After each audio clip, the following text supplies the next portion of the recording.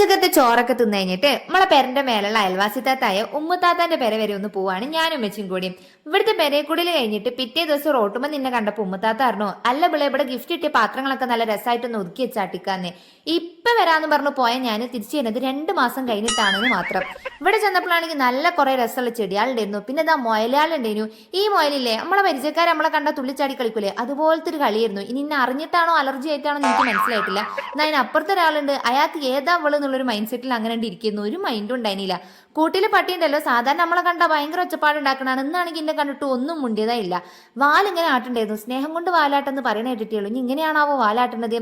അങ്ങനെ ഞങ്ങൾ ചെന്നപ്പോൾ ഉമ്മത്താത്ത ചക്ക എരിഞ്ഞിട്ട് ചക്കപ്പൊരി ഉണ്ടാക്കാൻ നിൽക്കായിരുന്നു. ഞങ്ങളെ കണ്ടപ്പം ചക്കപ്പൊരി ഉണ്ടാക്കാനായിട്ട് ഞമ്മക്കൊരു ചക്ക ഇട്ടാൻ നിൽക്കുന്നത്. പക്ഷെ നല്ല നീളം കൂടിയ ചക്ക ആയതുകൊണ്ട് ഹനുമാൻ മല ഏറ്റണ പോലെ അത് ഏറ്റിക്കൊണ്ട് നടക്കണ കണ്ടില്ല. എന്ത് രസമല്ലേ ബേക്കുന്നത് ഇങ്ങനെ ഏറ്റി നടക്കണത് കാണാനായിട്ട്. അപ്പൊ ഇന്നത്തെ വീഡിയോ ഇത്രയൊക്കെ ഉള്ളൂ. അടുത്ത വീഡിയോ ആയിട്ട് വരുന്നത് വരെ ബൈ.